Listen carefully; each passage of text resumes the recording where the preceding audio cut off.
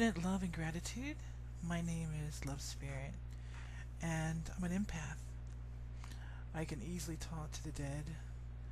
I feel energy, and my intention is to allow the dead to speak.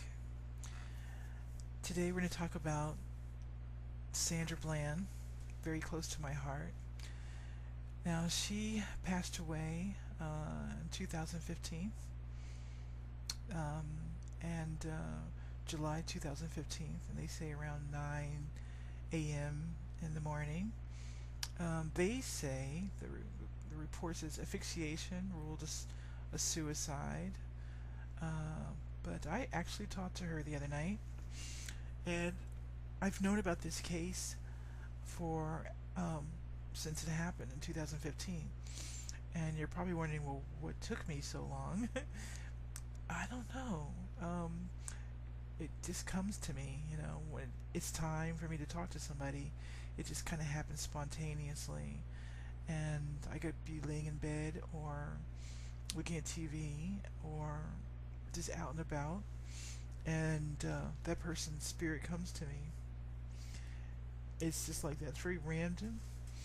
And but this case, it made me really, really angry.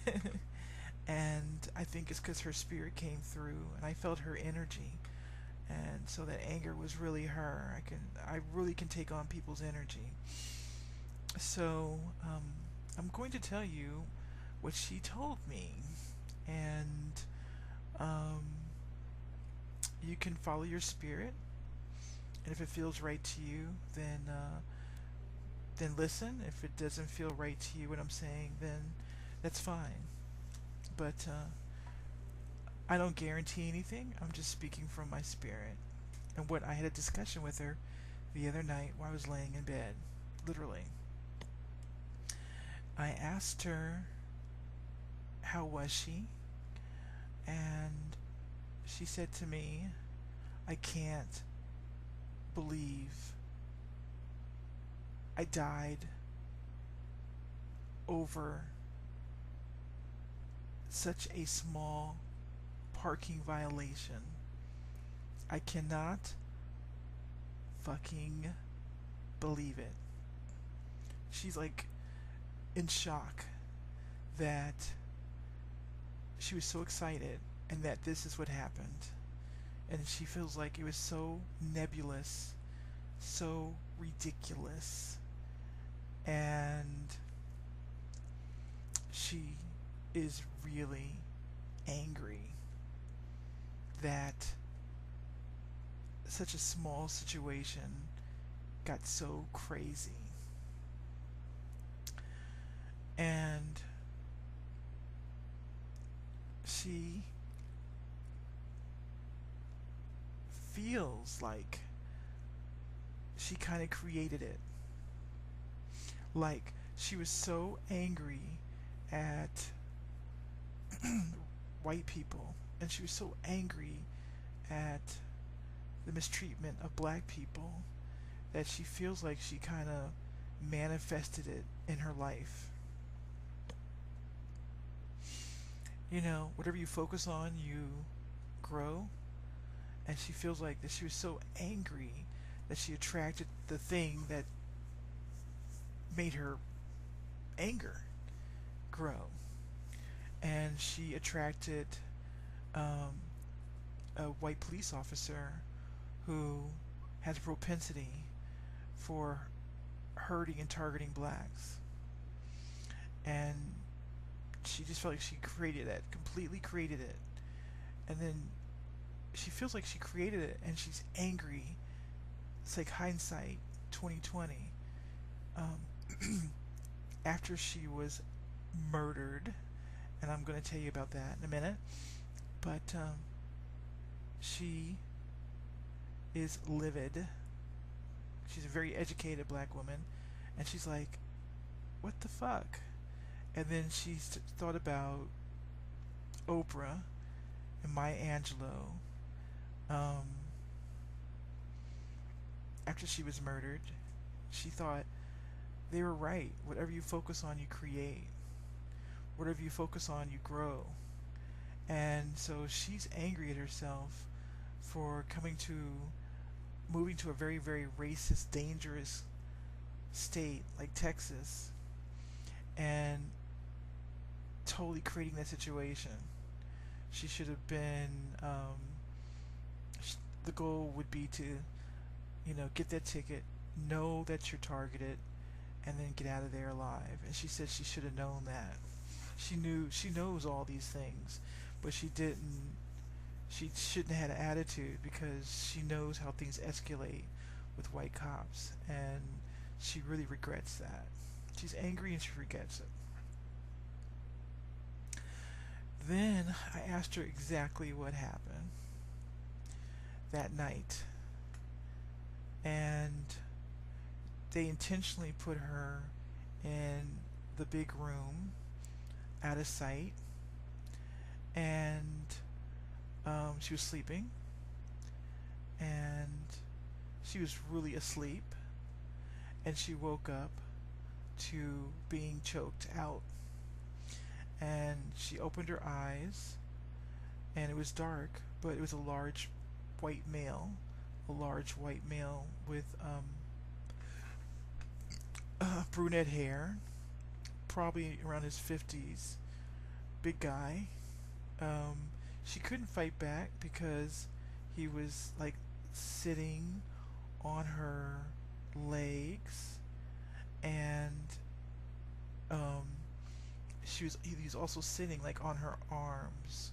So the arms are straight down, and his legs were on her arms and on her torso. So she couldn't kick or do anything, and she was taken off guard. And it was all set up, and just one other person knows about this, and this has happened at least 3 or 4 times before in that jail, where they choked out people, and this has happened before. The reason they did it is they knew she would be trouble, and they knew that she would bring a lot of attention, and that she would sue them, because she told them over and over, "I'm going to sue you," which was a big mistake. She was not depressed. They caught her off guard, and then of course they know exactly what to do. They put a bag around her neck and made it seem like it was a hanging, and that's it. That's what happened. And then they let her be that way the rest of the evening, so the bag would make like an indentation, as if you thought it was a person. And she couldn't believe it. She was just in shock. She was in shock. But she went unconscious, and she was just in a state of shock. She went unconscious, and that's it. And so she didn't really suffer, because when you're being asphyxiated, you go unconscious before you die. So, and then it takes a while for the body organs to die. It takes like an hour, a couple hours. So she wasn't in pain or anything. She went unconscious, and then she died. And then she stood up. She was in the room watching herself being choked, and she said, "Ain't this a bitch? I be damned." And she said, "Over a ticket, and they doing it again. They're gonna get away with it again." And she's watching herself being killed. They're gonna get away with it again. So there's no name on the guy. All she knows, all I can see, I mean, there's no name tag. Of course, it would be a name tag, but all I can tell you is he's heavy set. He's about 6'1", brown eyes. He's a smoker, drinker. He has bad skin, and he has brunette hair. He's about 50. He's been there for a while, and it was planned. Whenever they kill somebody there, it's planned. and they've killed about three other people, making Sandra the number four. And they hate black people. You know, they think black people are ruining the planet. So they just hate them.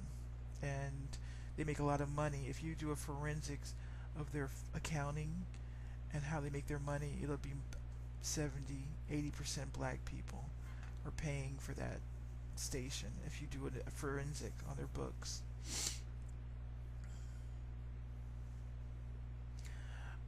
She has a message for her mother, and she's shaking her head, and she's like, "I'm really sorry. I should have known better. I'm educated. I should have known not to have an attitude and escalate it." And she says, "I really regret telling them I'm going to sue them because they literally kidnapped me because I told them I was going to sue them. And I really regret it. I should not have threatened them. I shouldn't have threatened them. What a waste. What a fucking waste. Assholes." That's what she says. I mean, she's pissed off because she shouldn't have created that energy, because she had seen many black people who are angry and demand their civil rights, and they get killed, and she knows that. She knows that if we speak up, if we assert our civil rights, we are killed, and she knew that. So to find her killer, two things. I would find out, this is what she's telling me, I would do a forensic and find out how many people did they stop, how many are black, who were the main people who stopped them. And I would also find out, if you can, the police officers that are working there, have they had prior problems with people that they've arrested? Like, did they end up dead? And then I would go back and find out anyone who meets that description, if they're still there or if they've been transferred out. And you'll be able to find the person. She says, but you gotta put your focus on the police officers there for the last 3 years and see if you can find one that meets the description. And he's done this before. They've killed people before. It's a bigger case than you think. And this is something that's also rampant across the country. You know, I mean, if we see them killing, say, 10 people on camera, there's 100 that are off a camera that they kill. And let me see anything else. No, that's about it. She's just she apologizes to her mom. She goes to her mom's house all the time. She'll be in the kitchen with her mom when her mom's in the kitchen. She loves being in the kitchen with her mom. And she tries to talk to her mom. Like, she'll make a tapping noise. She'll try to make a tapping noise. Something. She tries to connect with her mom. And she's really mad and really sorry to her mom. I'm really sorry. I should have been so focused on the injustice of the world. I should have gone there with an open heart and tried to change the world with love. That's what she learned. That you know, when you're faced with evil, you need to give it love. That's what she learned. Well, that's my reading, my empathic reading, talking to Sandra Bland. And I hope somebody goes out there and does that research and finds that guy. Also, you might be able to go into that jail cell and fingerprints. And were there any fingerprints lifted from her throat? Anything like that? Were there any bruising on her forearm? Was there any bruising on her torso where he sat on her? things like that, like on the upper thigh. So that's what I would do if I was to investigate this. So anyway, my name is Love Spirit, and I talk to the dead so I can find out what happened to our loved ones. If you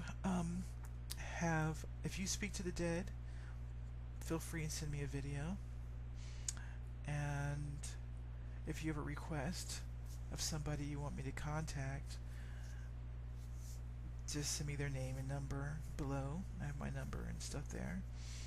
And that's that. Okay, love you all. Have a good day.